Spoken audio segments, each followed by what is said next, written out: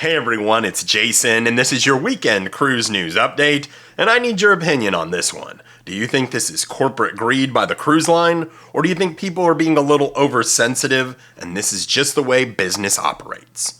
Also, Carnival is facing strong backlash for a policy change. So cruise story number one, and this one's bizarre, as Carnival Cruise Lines is facing strong backlash over a small policy change because of safety reasons. So if you haven't heard by now, Carnival Cruise Lines made a change to their mobility scooter policy. And simply put, if the scooter can't go inside your cabin, you're going to be denied boarding. That's the easiest way of putting it. And they gave people options. Said, hey, if that's not going to work out for you, you can cancel, get a full refund. 2, you can move your sailing to another sailing where there's a wider door where you can fit your mobility scooter in it. Or 3, you can find a collapsible scooter. You'd probably have to rent that. So they gave people options. And the backlash on John Hill, the brand ambassador for Carnival Cruise Lines, is not only bizarre, it's unacceptable. People calling him discriminatory, a Nazi. One lady said, "It's my wish that you have health issues and you have to have a mobility scooter. You're a disgrace." What is wrong with people? Now, I did a short on this one, and most of the comments were level-headed. And many of them said, hey, look, I have a mobility scooter, and I would never want to impede on people's safety. I would never want to block hallways because of my scooter. What do you think about this? And what do you think about the feedback that John Hill has gotten because of this? So cruise story number 2, and I don't know what to think of this one. Is this corporate greed or not? So what happened is a husband and wife were taking a 100-day world cruise. And they paid for her mother to go along with them. They got her own cabin that was $84,000. Well, about 2 weeks into the cruise, the mother fell sick. And the doctor on board did not feel that they could take care of her properly and that she needed to disembark and go to a hospital.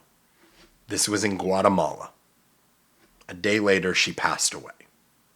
Now, before she got off, the daughter asked guest services, the manager there, hey, if my mother gets better, can we come back on board? And he said, absolutely. You paid for the cabin for this cruise. So you can 100% get back on board. So the family decides, and now this is their decision. Might not necessarily be mine or yours, but the family decides 10 days after her mom passes away that the husband and wife should finish this cruise, that her mother would want her to do that. Now remember, this is their decision, including her 89-year-old sister who said she would want you to finish the cruise. So they board the ship. Get back on it. 10 days later, they go to their cabin and they find all of her mother's stuff in their cabin. Being confused, they go down to guest services, and guest services lets them know that they sold their cabin. They sold the mother's cabin. Because their policy is they can't have empty cabins, which is, we know they can have empty cabins. And what's crazy is the husband and wife's cabin was empty for 10 days. Why didn't they sell that? So in 10 days of passing, they sold the mother's cabin because they do different legs on these world cruises.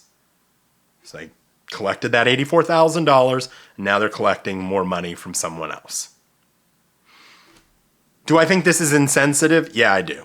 Do I think it's corporate greed? I don't know. What do you guys think? Now, they obviously made a decision to get back on the ship. And I think you're going to be overly sensitive on anything that happens 10 days after the death of your mom. You've had her, she's 86 years old. She's been around for a long time. You've had her in your life. And in 10 days, you decide to get back on the ship. Are you overly sensitive? Probably. They're on the cruise until April 15th. And I hope they can find some solace, some understanding and enjoy their cruise and know that that's what her mom would have wanted. I hope they can do that. Now, have you ever been put in this position? So before I get to cruise story number 3, I would ask that you please like this video, as it does help the channel grow. Also, we're on the path to 100,000 subscribers, so if you haven't subscribed, please do so. It would help out the channel so much. Thank you. So cruise story number 3, and I think this is a pretty cool story, from Amber Cove, Dominican Republic. As Carnival Corporation, who owns Amber Cove, put a solar farm there. And they put over 1,800 panels. Might as well take advantage of that Caribbean sun, and it will produce 80% of the port's or terminal's demands. Reduce greenhouse gases by 1,000 tons per year, and it's equivalent to planting 30,000 trees. I enjoyed that story. Do you guys have solar panels on your house? Let me know in the comments. So I appreciate you guys watching. Thank you so much for the support. And until I talk to you next week, happy cruising.